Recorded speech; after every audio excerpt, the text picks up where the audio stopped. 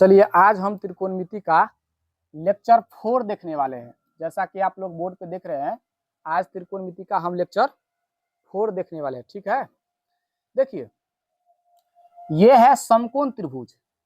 ये है कौन सा त्रिभुज? समकोण त्रिभुज, यानी वैसा त्रिभुज जिसमें एक कोण 90 डिग्री हो। कितना कोण? एक कोण 90 डिग्री हो, उसको समकोण त्रिभुज कहा जाता है। और समकोण त्रिभुज में एक नियम होता है, पाइथागोरस प्रमेय ने नियम दिया था। देखिए जैसा कि क्या नियम होता है कि मान लीजिए कि त्रिभुज एबीसी क्या है, एगो 90 डिग्री है। त्रिभुज एबीसी में क्या है? बी जो है 90 डिग्री है। ठीक, तो यदि 90 डिग्री है तो पाइथागोरस प्रमेय के अनुसार, किस प्रमेय के अनुसार? पाइथागोरस प्रमेय के अनुसार होगा कॉर्न स्क्वायर, माने सबसे बड़ी भुजा। कौन सी भुजा? सबसे बड़ी भुजा। कॉर्न स्क्वायर बराबर होगा लंब स्क्वायर जोड़ आधार स्क्वायर। जैसा कि आप देख रहे हैं बोर्ड पर, कॉर्न स्क्वायर बराबर लंब स्क्वायर जोड़ आधार स्क्वायर। यदि यहां से देखा जाए तो कॉर्न होगा एसी। कॉर्न क्या होगा? एसी। कॉर्न यदि देखा जाए तो क्या होगा? एसी। लंब देखा जाए तो थीटा के ठीक सामने वाला भुजा होता है लंब, तो लंब होगा ए बी स्क्वायर प्लस आधार यदि देखा जाए तो आधार होगा नीचे वाला बीसी, तो बीसी का स्क्वायर। चलिए यहां से कुछ हम त्रिकोणमितीय फार्मूला प्रूव करते हैं। जैसा कि आप देख रहे हैं हेडलाइनिंग, त्रिकोणमितीय सर्वसमीका। क्या? त्रिकोणमितीय सर्वसमीका, या इसी को कहा जाता है त्रिकोणमितीय तादात्म्य। क्या कहा जाता है? त्रिकोणमितीय तादात्म्य। इंग्लिश में देखे तो ट्राइगोनोमेट्रिकल आइडेंटिटीज। क्या? ट्राइगोनोमेट्रिकल आइडेंटिटीज। देखिए सर्वसमीका जो दिखाई दे रहा है या तादात्म्य, दो चीज पर ध्यान देना है। एक होता है सर्वसमीका, एक होता है समीकरण।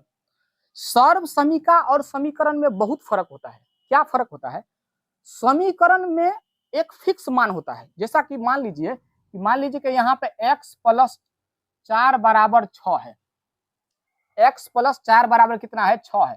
तो यहाँ x का मान निकालेंगे ना तो 6 घटे 4 बराबर हो जाएगा 2, यानी x का मान निकल गया कितना? 2।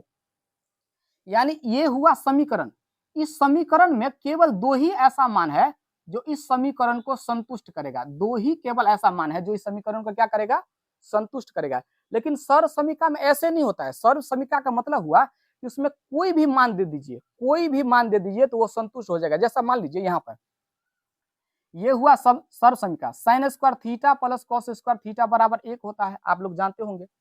यदि थीटा के जगह पर हम यहाँ पे 90 डिग्री देंगे, यहाँ भी 90, तो 90 दोनों जगह देंगे तो वो हो जाएगा 1। यदि sin स्क्वायर थीटा की जगह पर 60 देंगे, फिर 60 देंगे तो फिर भी हो जाएगा 1।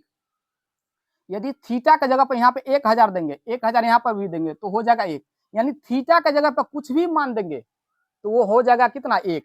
यानी सर्वसमीका का मतलब ये हुआ कि कोई भी मान यदि दे दीजिएगा तो वो संतुष्ट हो जाएगा। वो समीकरण क्या हो जाएगा? संतुष्ट हो जाएगा। तो उसको कहा जाता है सर्वसमीका। लेकिन केवल एक ही मान को संतुष्ट करता हो उसको कहा जाता है समीकरण। तो ये हम देख लिए कि सर्वसमीका और समीकरण में क्या अंतर होता है। आगे देखते हैं फॉर्मूला कैसे प्रूव होगा। देखिए ऊपर में आप देख रहे हैं कि कॉर्न स्क्वायर बराबर लंब स्क्वायर जोड़ आधार स्क्वायर होता है। इसी फॉर्मूला को हम ठीक नीचे में लिख लिए हैं। देखिए उलट को थोड़ा लिखे हैं, उलट कर ए बी स्क्वायर को पहले लिख दिए, बी सी स्क्वायर के यहाँ लिखे हैं। यानी लंब स्क्वायर जोड़ आधार स्क्वायर बराबर होगा कॉर्न स्क्वायर, यानी लंब स्क्वायर जोड़ आधार स्क्वायर बराबर होगा कॉर्न स्क्वायर। जैसा कि देख रहे हैं लंब का मतलब हुआ ए बी का स्क्वायर, आधार का मतलब बी सी स्क्वायर और बराबर कॉर्न का मतलब ए सी स्क्वायर। देखिए दोनों ओर हम ए सी से भाग देते हैं। कितना से? दोनों ओर हम ए सी स्क्वायर से भाग देते हैं। अब आप मन में सोच रहे होंगे कि ए सी स्क्वायर से दोनों ओर क्यों भाग दे रहे हैं। देखिए यहाँ पे एगो टेक्निक है। देखिए अकेला यहाँ पे कौन है? ए सी है ना, ए सी स्क्वायर। जो अकेला रहेगा ना दोनों ओर हम उसी से भाग देंगे।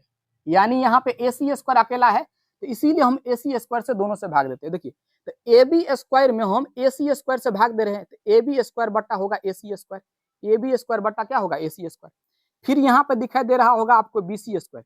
इस बी सी स्क्वायर में भी हम कितना से भाग देंगे? ए सी स्क्वायर से। ठीक, और फिर इस साइड ए सी है तो इसमें भी ए सी स्क्वायर में हम ए सी स्क्वायर से भाग दे देंगे। तो ये ए सी स्क्वायर कट के कितना हो जाएगा? 1। और इस साइड देखिए ए बी स्क्वायर ऊपर में ए सी स्क्वायर नीचे में, तो दोनों पे यदि स्क्वायर लगा है तो एक ही कोष्ठ में बंद करके हम स्क्वायर लिख सकते हैं कि नहीं, आप ही बताइए, लिख सकते हैं कि नहीं। तो ये हो जाएगा ए बी स्क्वायर बट्टा ए सी स्क्वायर, ये हो जाएगा बी सी स्क्वायर बट्टा ए सी स्क्वायर, ये कट के हो जाएगा एक। यानी किसी भी समीकरण में दोनों साइड एक ही चीज से भाग दिया जाता है तो समीकरण पर कोई फर्क नहीं पड़ता, इसीलिए हम भाग दे दिए।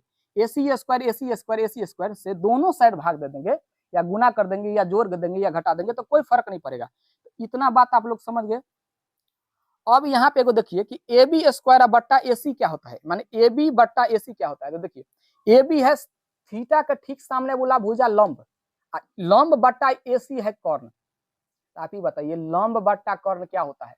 तो देखिए लंब बट्टा कर्ण होता है साइन थीटा। क्या होता है, लंब बट्टा कर्ण क्या होता है, साइन थीटा। तो आप ही बताइए ए बी बट्टा ए सी के बदला में हम दे सकते हैं कि साइन थीटा।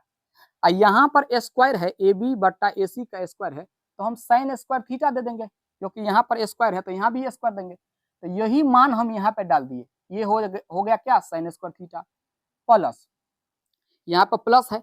फिर देखिए बीसी बट्टा एसी क्या होता है, बीसी बट्टा, बीसी का मतलब हुआ आधार और बट्टा कर्ण। आधार बट्टा कर्ण क्या होता है, कॉस थीटा। देखिए आधार बट्टा कर्ण क्या होता है, कॉस थीटा, यानी बीसी बट्टा एसी क्या होता है, कॉस थीटा। तो बताइए बीसी बट्टा एसी के बदला में हम क्या दे देंगे, कॉस थीटा। स्क्वायर है तो कॉस स्क्वायर लगा के देंगे थीटा। तो ये फॉर्मूला प्रूव हो गया कि नहीं, sine square plus cos square theta बराबर कितना होता है, एक। ये फॉर्मूला हो गया प्रूव्ड। देखिए यहाँ से एक और काम कर सकते हैं, यदि मान लीजिए हमको हमारा मन है कि साइन स्क्वायर थीटा को हम अकेला कर दे, तो ये प्लस में है ना उस साइड ढकल दीजिए, ये प्लस में है उस साइड ढकेल देंगे तो ये माइनस में चला जाएगा, तो हो जाएगा क्या, 1 माइनस कॉस स्क्वायर थीटा, यानी साइन स्क्वायर थीटा बराबर हो जाएगा 1 माइनस कॉस स्क्वायर थीटा। ठीक, अच्छा यदि हमको कॉस स्क्वायर थीटा यदि रखना है, यदि कॉस स्क्वायर थीटा यदि रखना है तो साइन स्क्वायर को धकल देंगे इस साइड। तो इस साइड देखिए यदि कॉस स्क्वायर थीटा हमको रखना है तो 1 माइनस हो जाएगा साइन स्क्वायर थीटा, यानी साइन चला जाएगा उस साइड।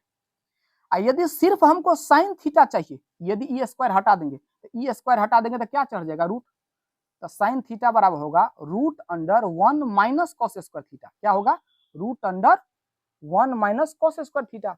यदि यहां से भी हम सिर्फ कॉस थीटा हमको चाहिए तो ये स्क्वायर हट जाएगा उस साइड, तो कॉस थीटा बराबर होगा root under 1 minus sine square theta.